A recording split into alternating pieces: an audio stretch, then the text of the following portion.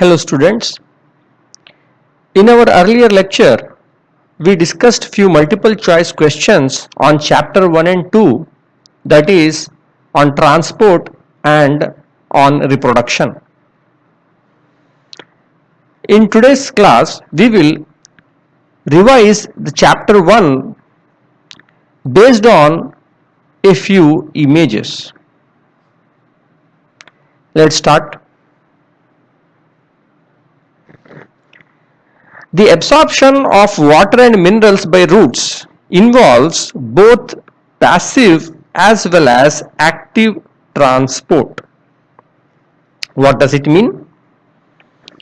So in this image we are able to see that this is the root hair,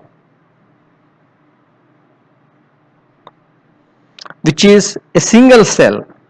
Okay, this is the nucleus over here, and all of this is the vacuole. Okay, the vacuole is covered by the cell sap. Okay, cell sap. Where is it? It is inside the vacuole. So as you can see, this is a typical plant cell in which a very large portion of the cell is covered by the vacuole. The nucleus is somewhere in the periphery. There is very less cytoplasm. So what does the cell sap have? What does it contain? It has a lot of minerals, salts, water, okay, different kinds of organic compounds. These are all there in the cell sap. So when we compare the concentration of the minerals in the cell sap and in the soil, okay, so these are the soil particles, okay, and in between the soil particles we have the water. Okay, the water is present as a thin layer, as you can see here. So what happens is, on one side you have a high concentration of ions. Okay, the concentration of ions inside the cell, in the cell sap, is higher than the water that is there in the soil. Okay, and both of these are separated by the, what is this? Membrane. Okay, cell membrane. So when a membrane is separating a high concentration from a low concentration, the movement is going to take place from a region of the lower concentration to the higher concentration. What is going to move from the lower concentration to higher concentration? The ions will move or the water will move?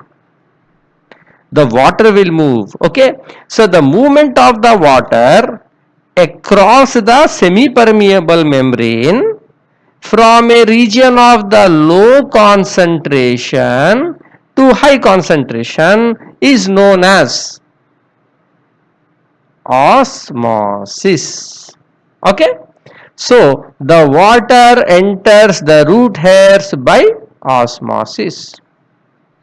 Okay, so what is happening? The semi-permeable membrane, okay, of the plant cell, it is separating the high concentration that is there in the cell sap from the low concentration of the ions in the water present in the soil.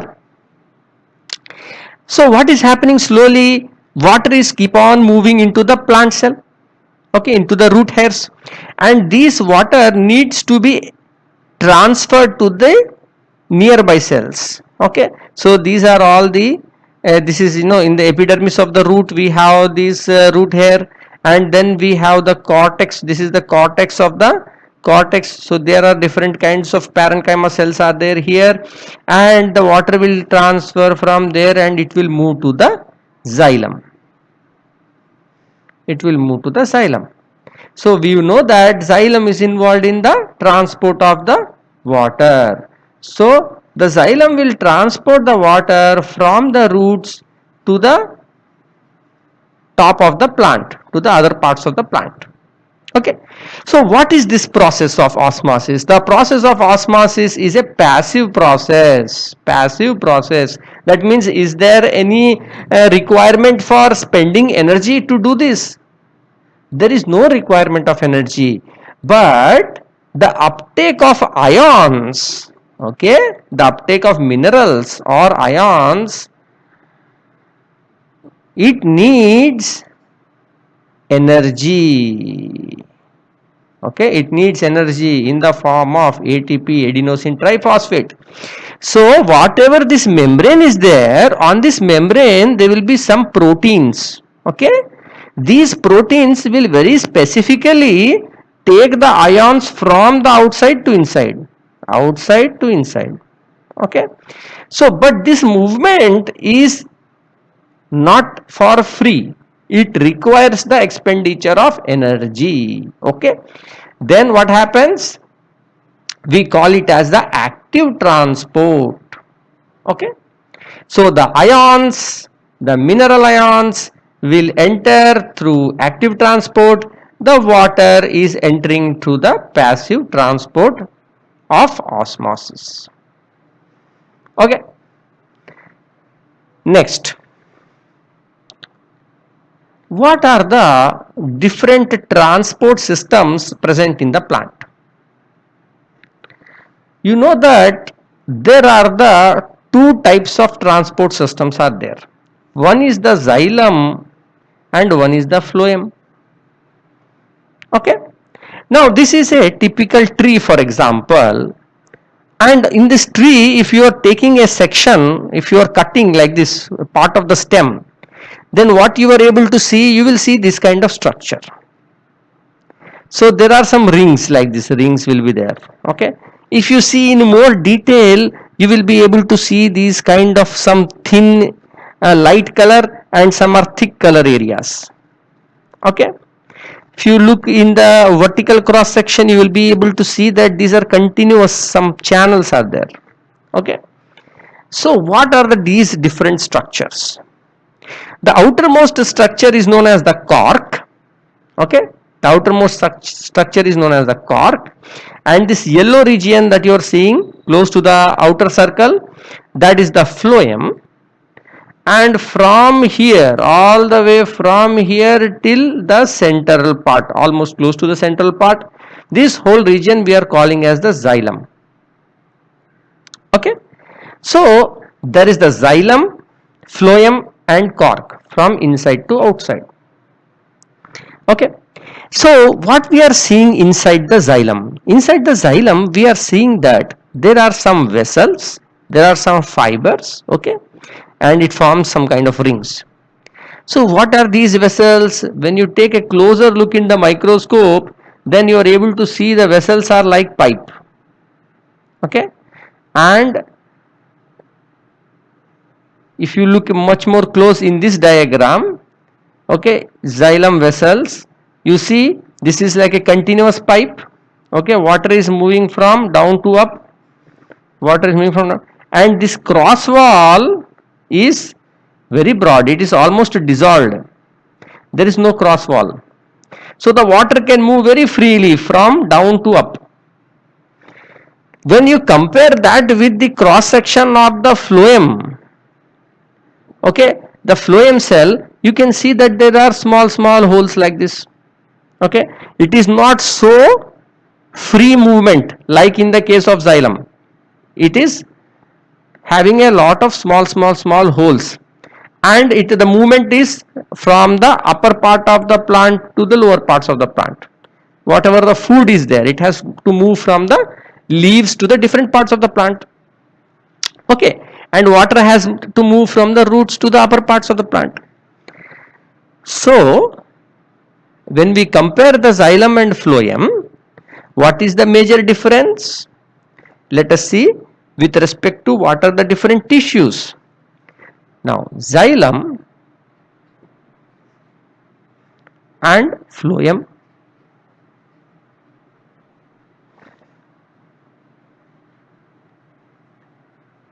Okay, phloem. So xylem is involved in the transport of water and minerals, and the direction of transport is down to up. Phloem is in the transport of food, and the direction of transport is from the leaves to the different parts of the plant. What are the different tissues of the xylem? They are the xylem vessels, xylem tracheids,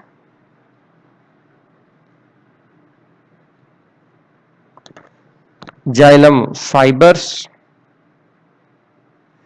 and xylem parenchyma. Okay, so vessels are continuous channels like we saw in our one. So transverse wall is almost dissolved. Okay, almost dissolved. In the case of phloem, we have the sieve cells. Okay, sieve cells, or what you say, sieve tubes, companion cells,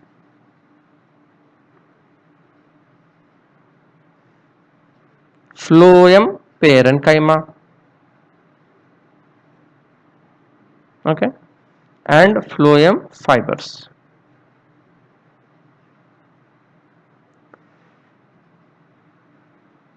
So in the case of vessels, what we saw, that it is almost like this, but in the case of phloem sieve cells, they are having lot of holes like this, sieves are there. Okay, these are living cells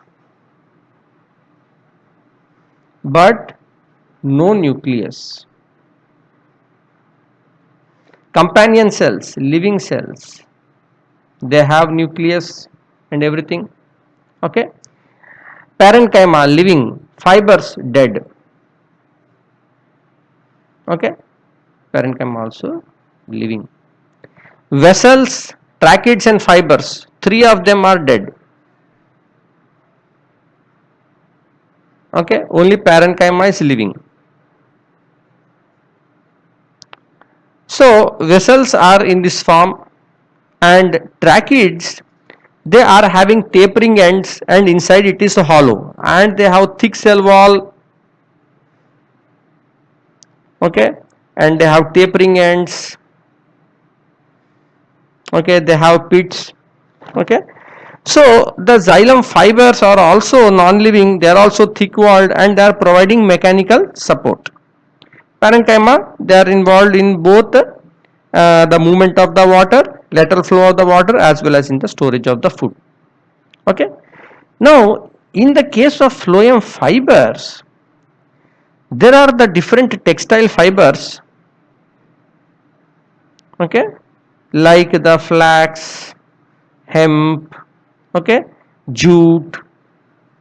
So all of these, from where they are coming? They are coming from the phloem fibers. So these phloem fibers are non-living, they are dead, they are sclerenchymatous tissue, they are providing mechanical strength to the plant. Okay, so these are some of the important characteristics of the xylem and phloem tissue. Next, we move on to the transpiration in plants. You know that transpiration is the loss of water from the, in the form of water vapor from the aerial parts of the plants, particularly the leaves. So there are the stomata or openings that are present in the leaves, that is the primary source of the transpiration. Very less amount of transpiration takes place by the cuticle. Okay, and from the lenticels. Okay, lenticels that are present in the woody stems. So cuticle and stomata are both present in the leaves, whereas lenticels are present in the woody parts of the stem. So as a result of transpiration, what happens? Transpiration pull will take place. So what is transpiration pull? So when in the leaves the transpiration is taking place, okay, the water vapor is going outside. So because the water vapor is going outside, negative pressure will be produced. Okay, because of that negative pressure, the water will be pulled upwards.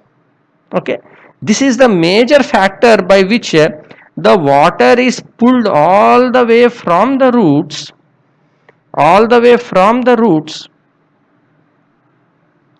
up to the leaves or upper parts of the plant. Okay, so there are also the other factors like the root pressure. Okay, like we saw earlier, water is absorbed by the plant roots by osmosis.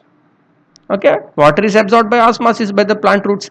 So this water, as it is coming and into the plant roots, it is able to push the water to some height. So it's something like this. But to go all the way up the tall trees, the major force is coming from the transpiration pull. Next, when we increase the intensity of the light, it is very sunny day or the temperature is very high that particular day and the wind speed is very high, then what happens? The rate of the transpiration will increase. But if there is an increase in humidity or in the soil there is more water, then what will happen? Transpiration will decrease. Okay, why? Because when there is a lot of humidity, that means there is more water vapor outside than inside the leaf near the stomata. Okay, so from the stomata it has to go outside. Here the process that is taking place is diffusion. Okay, so the difference between osmosis diffusion, in diffusion the movement of the molecules is from the higher concentration to lower concentration. But here what happened? Humidity increased. Because humidity increased outside, then the water vapor cannot go from inside to outside because outside is more concentration. Okay, so that is why humidity, when it increases, then the rate of transpiration will decrease. Same thing is with soil. In the soil, when the water increases, then the rate of the transpiration will decrease. The next part is with respect to the plant nutrients. There are the macronutrients and micronutrients. Micronutrients are also known as trace elements. Okay, trace nutrients. So in macronutrients, what are the examples? NPK, nitrogen, phosphorus, potassium, calcium, magnesium, sulfur. NPK, MGS. What about micronutrients? There are the 8: iron, manganese, boron, zinc, copper, molybdenum, nickel, chlorine. Okay, these 8 are the micronutrients. Micronutrients are required in very small trace amounts, very small quantities. The deficiency of these nutrients, they can lead to what we say the deficiency symptoms. Okay, for example, stunted growth will take place if there is a deficiency of nitrogen, phosphorus, potassium. Chlorosis, it will take place when there is a deficiency of nitrogen, phosphorus, iron, manganese, magnesium. Necrosis or tissue death, this can take place when there is a deficiency of potassium, calcium, magnesium. Leaf mottling, it will take place when there is a deficiency of zinc. Okay, so these are some important points, okay, that we have discussed today to revise this chapter. In our next class, we will revise in the same way the reproduction chapter. Thank you.